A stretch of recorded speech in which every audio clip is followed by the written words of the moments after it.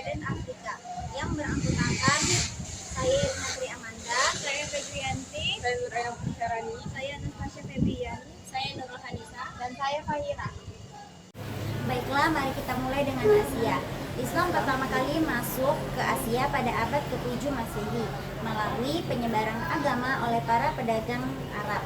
Salah satu peristiwa penting dalam sejarah perkembangan Islam di Asia adalah penaklukan wilayah Persia oleh pasukan Muslim pada abad ke-7 Masehi.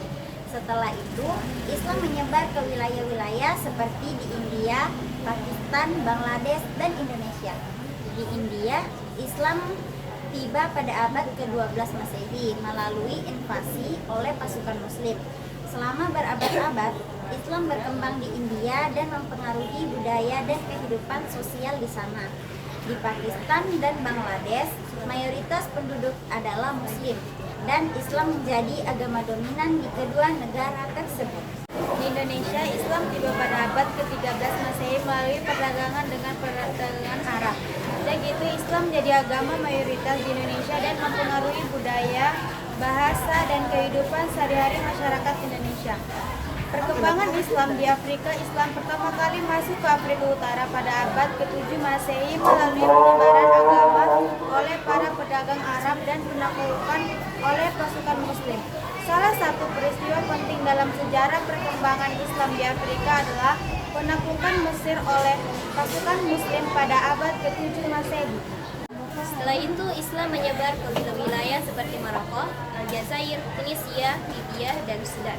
Di Afrika Barat, Islam tiba pada abad ke-9 Masehi melalui perdagangan dengan pedagang Arab dan menyebarkan agama oleh para ulama Muslim. Negara-negara seperti Mali, Senegal, dan Nigeria memiliki mayoritas penduduk Muslim. Selain itu, Islam juga menyebar ke wilayah seperti Somalia, Ethiopia, dan Kenya di Afrika Timur. Di Afrika Selatan, Islam tiba melalui perdagangan dengan pedagang Arab dan pengaruh dari komunitas Muslim di Asia Selatan.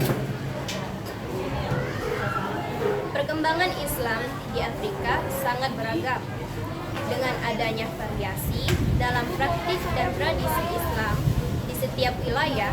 Namun, secara keseluruhan, Islam telah menjadi agama yang signifikan di banyak negara di Afrika dan mempengaruhi budaya, politik, dan kehidupan masyarakat di sana.